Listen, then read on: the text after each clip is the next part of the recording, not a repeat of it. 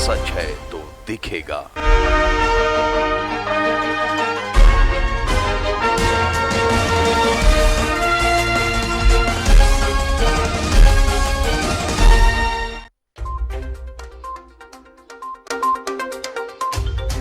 दिल्ली दौरे पर झारखंड के मुख्यमंत्री हेमंत सोरेन, सहयोगी दलों के नेताओं के साथ कई लोगों से होगी मुलाकात।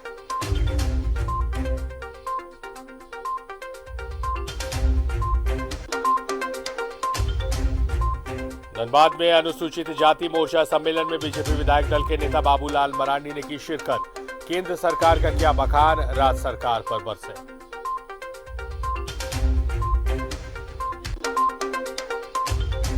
धनबाद में भी पारा शिक्षकों ने अपनी मांग को लेकर तेज किया आंदोलन। सत्ता पक्ष के विधायकों के घरों का किया घेराव, स्थायीकरण की है मांग।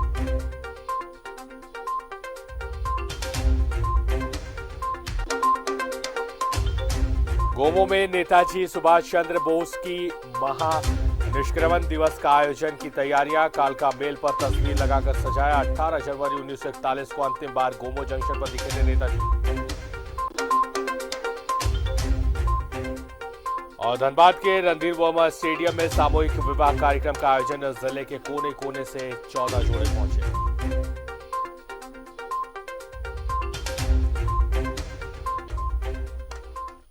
स्वागत है आपका न्यूज 11 भारत में। आपके साथ मैं हूं शारिफ इब्राहिम। आप देख रहे हैं अपना धनबाद। बात धनबाद की खबरों की करेंगे, मगर उससे पहले दो अहम खबरें हैं रांची और कोडरमा से। पहले उन खबरों से रूबरू करवाते हैं आपको। रांची से बड़ी खबर है, जहां पुलिस को मिली सफलता। चुटिया थाना क्षेत्र में छापेमारी। एक घर में सिटी डीएसपी के नेतृत्व में की गई छापेमारी। 2 युवक 27 पुड़िया ब्राउन शुगर और गांजा के साथ गिरफ्तार। दोनों युवकों से हो रही है पूछताछ। तो बड़ी सफलता हाथ लगी है चुटिया पुलिस को, जहां पर सिटी डीएसपी के नेतृत्व में छापेमारी की गई है घर में और नशा का एक बड़ा खेप पकड़ा गया है। 27 पुड़िया ब्राउन शुगर और गांजा के साथ तस्करों को गिरफ्तार किया गया है। 2 युवक इस पूरे छापेमारी में गिरफ्तार किए गए हैं, जिनसे पूछताछ की जा रही है और उम्मीद की जानी चाहिए कि इनसे पूछताछ के बाद जो जानकारियां मिलेगी उसके बाद यह सफलता और भी बड़ी हो सकती है।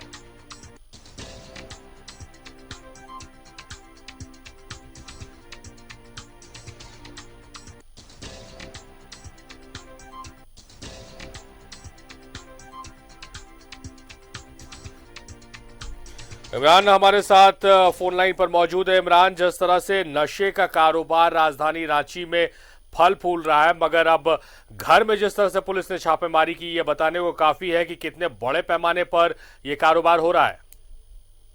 बिल्कुल, रांची के चुटिया थाना पुलिस को ये गुप्त सूचना मिल रही थी कि इन इलाकों में जो ब्राउन शुगर के तस्कर है या फिर गांजा के तस्कर है, ये लगातार सक्रिय थे। इसी आधार पर पुलिस ने छापेमारी करते हुए 2 युवकों को उसके घर से बरामद किया है, उनकी गिरफ्तारी की है, जिनकी तलाशी के क्रम में तकरीबन 27 पुड़िया जो ब्राउन शुगर के हैं वो बरामद किए गए। कुछ पैकेट्स जो हैं वो गांजा के बरामद किए गए। फिलहाल दोनों युवकों से पूछताछ की जा रही है कि किन इलाकों से ये सभी ब्राउन शुगर को लेकर के आया करते थे और किन किन जगहों पर इनका अपना सप्लाई था, क्योंकि बताया जा रहा है दोनों युवक सप्लायर के रूप में जगह जगह पर पहुंचाने जाते थे और इसी आधार पर गुप्त सूचनाएं मिल रही थी। और ये पुख्ता सूचना पुलिस को मिली थी कि घर पर ब्राउन शुगर के तस्करी को लेकर के 2 युवक एक्टिव हैं।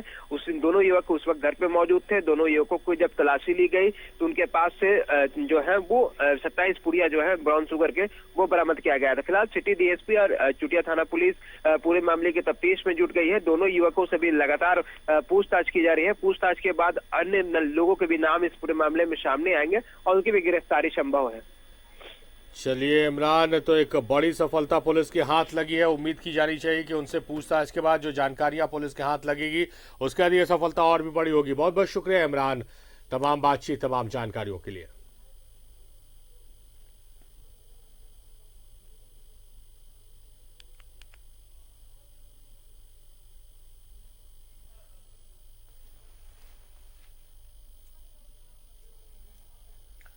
भारत में कोरोना वैक्सीनेशन का काम चल रहा है। इसको लेकर CSIR ने एक प्रेस मीट आयोजित कर कहा है कि अभी 2 कंपनियों की वैक्सीन आई है, बाकी कंपनियां भी काम कर रही है। CSIR इको सैनिटाइजर युक्त AC बनाने का भी काम कर रहा है, जो जल्द ही बाजार में उपलब्ध होगा।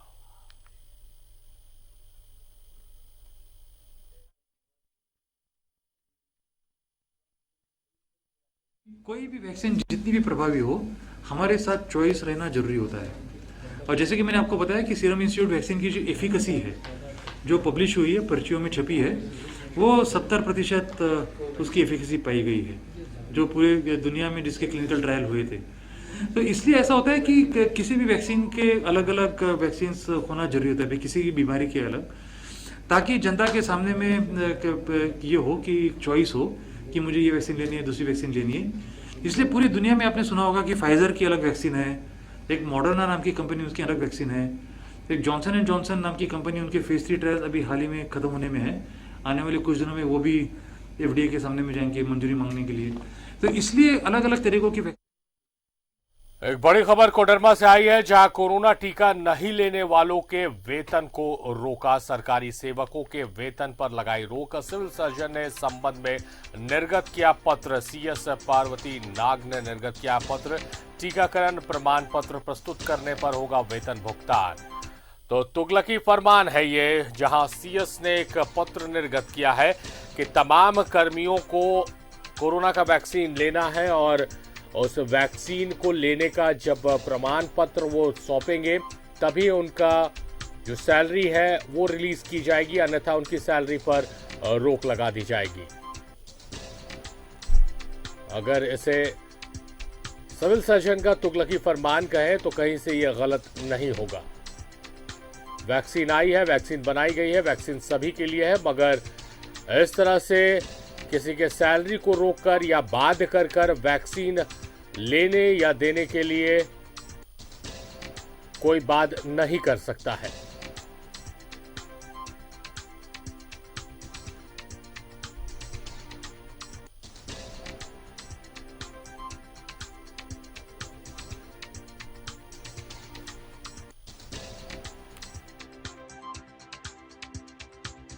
आर्यन हमारे सहयोगी फोन लाइन पर मौजूद है। आर्यन, जिस तरह से CS ने एक पत्र निर्गत किया है, एक आदेश दिया है, अगर इसे तुगलकी फरमान कहा जाए तो कहीं से यह गलत नहीं होगा, क्योंकि सैलरी रोककर लोगों को बाध्य कर रहे हैं कि वो कोरोना का जो वैक्सीन है ये ले। कहीं से भी ये जायज नहीं है।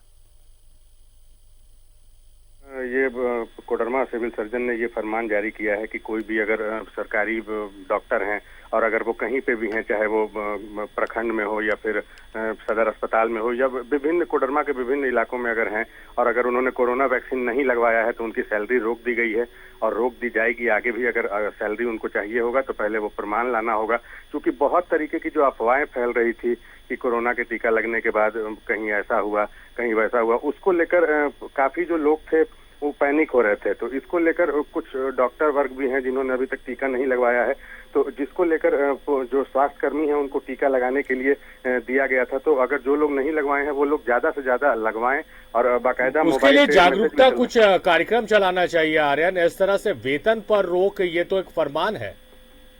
जी बिल्कुल, जिस दिन कोविड वैक्सीन की शुरुआत हुई थी उस दिन कोडरमा उपायुक्त ने विभिन्न इलाकों में जागरूकता अभियान भी चलाया था, और लेकिन इसमें सबसे बड़ा एक मैसेज ये जाता है कि अगर स्वास्थ्य कर्मी ही उस टीके से भागेंगे तो फिर आम आदमी का क्या ये होगा, क्योंकि बार बार ये मैसेज भी आ रहा है कि जो टीका है वो पूरी तरह से सेफ है और उसको लगवाने से कहीं कोई दिक्कत नहीं है।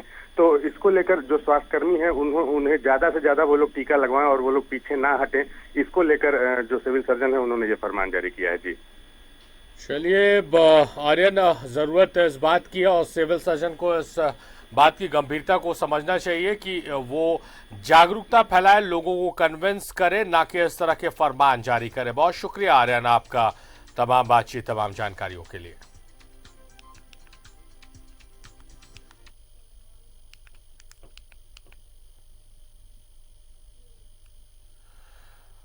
बड़ी खबर चतरा से। चतरा जिले के टंडवा अंचल को विगत कर 2 नए अंचलों को गठन के संबंधित राजस्व निबंधन एवं भूमि सुधार विभाग के प्रस्ताव को मुख्यमंत्री हेमंत सोरेन ने स्वीकृति दे दी है। टंडवा और नवसृजित अंचल टंडवा 2 के नाम से जाना जाएगा। टंडवा अंचल के 2 नए अंचलों में विगत करने से संबंधित प्रस्ताव को मुख्य सचिव की अध्यक्षता में गठित उच्च स्तरीय समिति की अनुशंसा पर यह निर्णय लिया गया। धनबाद में आयोजित अनुसूचित जाति मोर्चा के सम्मेलन में शामिल होने पहुंचे बीजेपी विधायक दल के नेता बाबूलाल मरांडी का कार्यकर्ताओं ने भव्य स्वागत किया। इस दौरान स्थानीय सांसद और विधायक भी मौजूद रहे। मरांडी ने कार्यक्रम में मौजूद कार्यकर्ताओं और नेताओं को संबोधित करते हुए कहा है कि केंद्र की मौजूदा सरकार पिछड़ों और दलितों का पूरा ख्याल रख रही है। उनके उत्थान के लिए कई योजनाएं चला रही है जो पहले कभी नहीं चलाई गई। इस बात से लोगों को रूबरू कराने का काम पार्टी के हर कार्यकर्ता करें।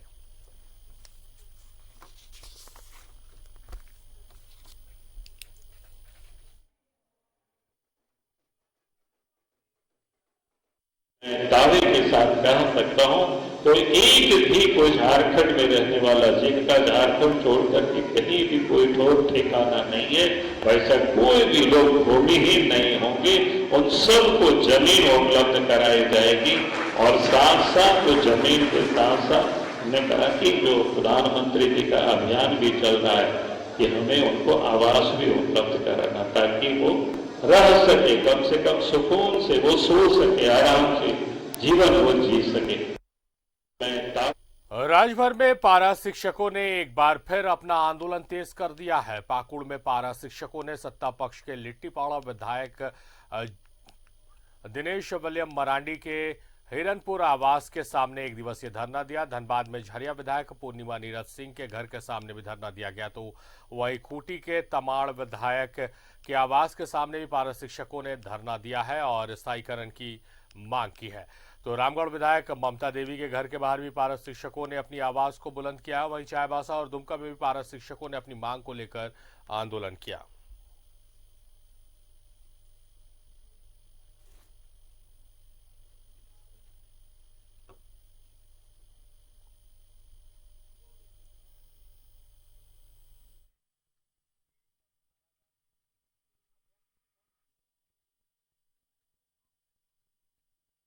पूर्व घोषित राज्यव्यापी कार्यक्रम के तहत झारखंड प्रदेश एकत्रित पारा शिक्षक संघर्ष मोर्चा के बैनर तले पारा शिक्षकों ने विधायकों के आवास का घेराव किया और एक दिवसीय धरना दिया। टुंडी में भी विधायक मथुरा महतो के समक्ष शिक्षकों ने घेराव किया और एक दिवसीय धरना दिया। हालांकि इससे पहले पुलिस प्रशासन की तरफ से शिक्षकों को आवास पहुंचने से पहले ही रोका जा रहा था, लेकिन विधायक ने शिक्षकों को अपने आवास के बाहर तक आने की अनुमति दी। आंदोलन करने के बाद विधायक को शिक्षकों ने एक मांग पत्र भी सौंपा है।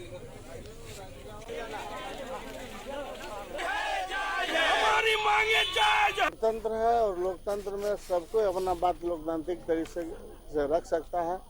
आज इन लोगों का कार्यक्रम है, हम इस कार्यक्रम का स्वागत करते हैं और जो भी मेरे यहाँ आवास आए हैं उसका स्वागत करते हुए कहना चाहते हैं इनका चिर परिचित मांग है, उस मांग को हम सदन में भी रखेंगे और ऐसे भी हम माननीय मुख्यमंत्री से बात करेंगे कि इनकी मांगों को पूरा की जाए। याद करवाने के लिए आज हम सत्ता पक्ष के विधायक का घेराव कर रहे हैं और आगे की रणनीति भी हमारी है। आज के बाद अगर हमारी सुनवाई नहीं होती है तो 24 जनवरी को हम लोग जितने सत्ताधारी आपका कैबिनेट मंत्री हैं सबके आवास का घेराव करेंगे और तब भी मेरी बात नहीं मानी गई तो हम लोग 10 फरवरी को मुख्यमंत्री हेमंत सोरेन के आवास का घेराव करेंगे। यह है कि जो हम लोग का स्थायीकरण और वेतनमान जो हमारे झारखंड सरकार जो बनी आज 13 महीना हो गया, पारा शिक्षकों के बारे कुछ नहीं सोच रही है, तो खाली सिर्फ आश्वासन मिल रहा है। लोकतंत्र है और लोकतंत्र में सबको अपना बात लोकतांत्रिक।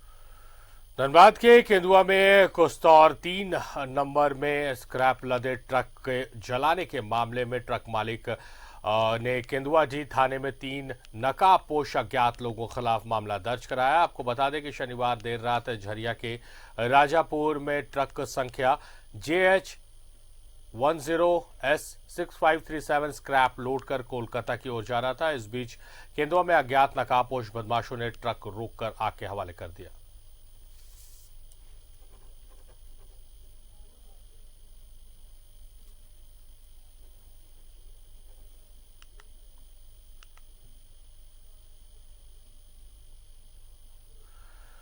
धनबाद में पिछले 12 महीने में 167 लोगों की सड़क दुर्घटना में जान चली गई है। वाहन चालकों की लापरवाही के कारण शहर की सड़कों पर काल मंडराने लगा है। सड़कों पर कुव्यवस्था के खामियों का काल न्योता दे रहा है। इस रिपोर्ट में देखिए। एक साल में 167 लोगों की मौत, 224 लोग हुए जख्मी। सिर्फ 2020 के दिसंबर में सड़क दुर्घटना में 32 की गई जान, जबकि 8 लोग हुए जख्मी। दिसंबर के 31 दिनों में 41 दुर्घटनाएं।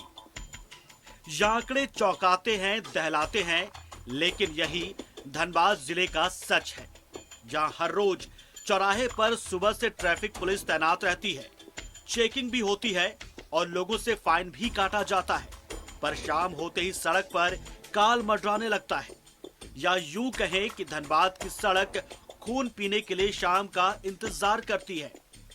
इन सड़क दुर्घटनाओं के बढ़ने के पीछे एक बड़ा कारण ये भी है कि दोपहिया या चारपहिया वाहन के चालक ट्रैफिक रूल का पालन नहीं करते। बाइक सवार जहां हेलमेट का इस्तेमाल नहीं करते, तो वहीं कार चालक सीट बेल्ट का यूज नहीं करते और ना ही स्पीड पर कंट्रोल रहता है। सड़क के बीच डिवाइडर भी सड़क दुर्घटना का मुख्य कारण बन जाती है और लोग जल्दबाजी में कई बार रॉन्ग साइड भी चलते हैं और इसकी वजह से भी दुर्घटना का शिकार हो जाते हैं। और तो और शहर के अधिकांश सड़कों पर अतिक्रमणकारियों का कब्जा है। कई जगहों पर अतिक्रमण के कारण सड़कें सक्रिय हो गई है और कई जगह को पार्किंग स्थल के तौर पर चिन्हित कर दिया गया है। सर की अध्यक्षता में एक टास्क फोर्स हुई है, जिसमें हम लोगों ने वैसे स्थानों को चिन्हित किया है जहां पे ज़्यादातर संभावना एक्सीडेंट की हुई है। तो वैसे जगहों पे हम लोग बेहतर परिवहन के स्तर से सड़क सुरक्षा के तहत से क्या कर सकते हैं वो इस पर कार्रवाई करेंगे। साथ ही साथ जो लीकर लेके ड्राइवर चल रहे हैं या जिसके चलते ये उसकी नियमित जांच कर रही है, तेज ड्राइव किया जा रहा है गाड़ियों का, तो उस पर भी हम लोग रोकथाम नियमित जांच की तेज रफ्तार से गाड़ी चलाई जा रही है जहाँ पे उतना स्पीड लेके नहीं चलना है, तो उस पर हम लोग फाइन भी कर रहे हैं। तो प्रशासन चौकस है इन चीज़ों पे और प्रशासन भी नजर रखे हुए। शहर के कई सड़कों पर रिफ्लेक्टर भी नहीं लगाया गया है। वाहनों की गति सीमा का कोई बोर्ड भी नहीं लगा है। बरवाडा गोविंदपुर रोड समेत कई जगहों पर तो सड़क किनारे ही बड़े वाहन भी खड़े कर दिए जाते हैं। ऐसी स्थिति में दुर्घटना का ग्राफ बढ़ना स्वाभाविक है। जिस सड़क को वाहन चलने के लिए बनाया गया है, उस सड़क किनारे दुकान सजा दिए गए। छूट गए हैं, मैक्सिमम जगह तो लग गए हैं, लेकिन जहाँ जहाँ छूट गए हैं उनको छोटे मोटे गड्ढे हैं उनको ठीक करने का, NHI का जो काम अधूरा है उसको जितना जल्दी हो पूरा करने का, ये सब सारा निर्देश दिए हैं। लेकिन सबसे महत्वपूर्ण है कि खुद लोगों को इसमें अवेयर होना होगा कि बिना हेलमेट के हम गाड़ी ना चलाएं, शराब पी के गाड़ी ना चलाएं, बिना सीट बेल्ट का गाड़ी ना चलाएं, जिस पर कि लगातार हम लोग फाइन कर रहे हैं, पकड़ रहे हैं, 2-2 घंटा का काउंसलिंग भी कर रहे हैं। पहले की तुलना में काफ़ी इसमें कमी आई है, लेकिन फिर भी ये अभी और इसमें सुधार की जरूरत है। बहरहाल जिले में हो रही लगातार सड़क दुर्घटनाओं और उन हादसे में बढ़ते मृत्यु दर ने जिला प्रशासन की चिंता बढ़ा दी है और अब प्रशासन की तरफ से जागरूकता अभियान चलाए जाने का फैसला लिया गया है। अब देखना ये होगा कि इस अभियान का कितना फायदा आम लोगों को मिलता है और दुर्घटना पर किस हद तक काबू किया जा सकता है। न्यूज़ 11 भारत के लिए धनबाद से कुंदन सिंह की रिपोर्ट।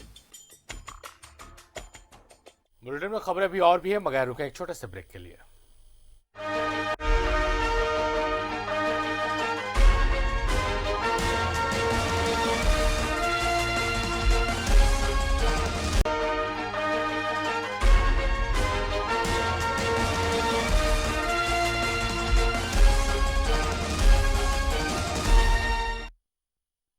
स्वागत है आप सभी का ब्रेक के बाद। नेताजी की याद में हर साल की तरह इस बार भी गोमो स्टेशन पर महानिष्क्रमण दिवस के आयोजन की तैयारियां हो रही हैं, जिसके तहत कालका मेल पर नेताजी की तस्वीर लगाकर उसे खूब सजाया जाता है। फिर ट्रेन चालक और गार्ड को सम्मानित कर गंतव्य की ओर रवाना किया जाता है।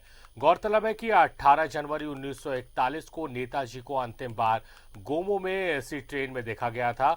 तब इस ट्रेन का नाम हावड़ा पेशावर मेल थी।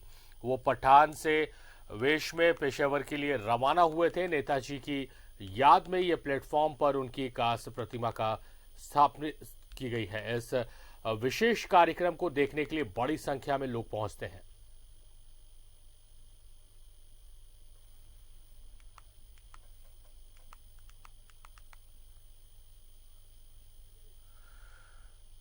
जलिया स्टेडियम में DCA 2020 चैलेंजर क्रिकेट टूर्नामेंट का उद्घाटन BCCL CMD गोपाल सिंह ने बैलून उड़ाकर किया। उन्होंने खिलाड़ियों से परिचय प्राप्त किया। कोविड-19 के खतरे को देखते हुए CMD और दूसरे अतिथियों ने खिलाड़ियों से हाथ नहीं मिलाया। उन्होंने कहा है कि खेल हमारे मानसिक विकास के साथ साथ शारीरिक विकास में भी काम करता है। करने के लिए 2-3 चीजें बहुत ही आवश्यक है। पहला है एक्सरसाइज, दूसरा है अच्छा खाना आप खाएं, तीसरा है जो दिनचर्या है, रात्रि को ठीक से सोएं, अपनी दिनचर्या का ठीक से निर्वहन करें। तो मैं आयोजकों को, धनबाद क्रिकेट एसोसिएशन को, GM लोधना को बहुत बहुत धन्यवाद देना चाहूँगा कि इन्होंने ये मुहिम की शुरुआत की। और जो धनबाद कमांड जोन के जो बच्चे, मैं अभी बच्चियों से मिल रहा था, वो बलियापुर की थी बच्चियाँ, आसपास के सभी गांव के ये बच्चे, मुझे बहुत खुशी है कि इस तरह का इन लोगों ने इन बच्चों को प्रोत्साहित करके ये टूर्नामेंट आयोजित किया है, ताकि इन सभी बच्चों का, धनबाद के सभी बच्चों का, आसपास के जितने गाँव हैं उन बच्चों का शारीरिक रूप से, मानसिक रूप से, वैचारिक रूप से। धनबाद के रणधीर वर्मा स्टेडियम में सामूहिक विवाह कार्यक्रम का आयोजन किया गया, जिसमें जिले के कोने कोने से 14 जोड़े पहुंचे। इसका आयोजन सर्वधर्म सामूहिक विवाह समिति ने किया। रिश्ते ऊपर से बनकर आते हैं। धनबाद के रणधीर वर्मा स्टेडियम में रब की बनाई ऐसी ही 14 जोड़ियां परिणय सूत्र में बंधी। सामूहिक विवाह कार्यक्रम में सर्वधर्म समिति की ओर से हर साल 121 जोड़ों का सामूहिक विवाह कराया जाता है, लेकिन इस बार कोरोना को देखते हुए 14 जोड़ों की शादी कराई गई। इस विवाह समारोह में हर किसी के चेहरे पर अलग ही खुशी देखी गई। समारोह में सैकड़ों की संख्या में लोग इस पल के गवाह बने। हम लोग 500 से 600 बच्चियों की शादी अभी तक करवा चुके हैं इस मंच के माध्यम से, और हम सब इस शादी का कराने का मुख्य उद्देश्य है फिजूल खर्ची से बचे और अधिक से अधिक संख्या में शादी हो सके कम खर्चे पर। और आज हम लोगों ने यहाँ पर कोरोना वायरस की वजह से इस बार हम लोगों ने मात्र 14 जोड़े की शादी हो रही है। 7 साल से लगातार ये धनबाद की धरती पे एक संदेश देता है कि दहेज मुक्त और सादगी भरा विवाह समारोह हो। और थे यहाँ हमारी पुराना बाजार नौजवान कमेटी की टीम यहाँ उपस्थित है, जो बारात लगाने से लेकर पेयजल और कॉफी की व्यवस्था करती है। और लगातार हम लोग इस अभियान में जुड़े हुए, आगे भी जब तक ये कारवां चलता रहेगा हम साथ जुड़े रहेंगे। वहीं एक दूसरे के साथ वैवाहिक बंधन में बंधे जोड़ों के लिए ये एक अनोखा अनुभव है। उन्होंने सामूहिक विवाह समिति को धन्यवाद दिया, साथ ही कहा कि इस प्रयास से गरीब परिवार का भला हो पाएगा। खुशी हो रही है यहाँ पे आकर के, और ये बहुत ही पुण्य का काम है। मुझे तो लगता है कि वर्ल्ड में सबसे बड़ा काम है तो ये है किसी का कन्यादान करना। और अच्छा लग रहा है। कब मिले थे इनसे? कब मिले थे? आज।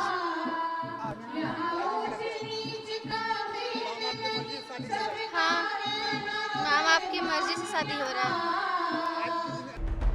नई जिंदगी में प्रवेश कर रहे इन जोड़ों के लिए लोगों की दुआएं भी साथ है। वाकई इन चेहरों की मुस्कान अनमोल है और ये सामाजिक प्रयास भी सराहनीय है।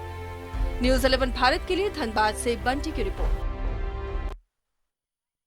तो मेरे साथ फिलहाल इस बुलेटिन में इतना ही। देखते रहिए न्यूज़ 11 भारत।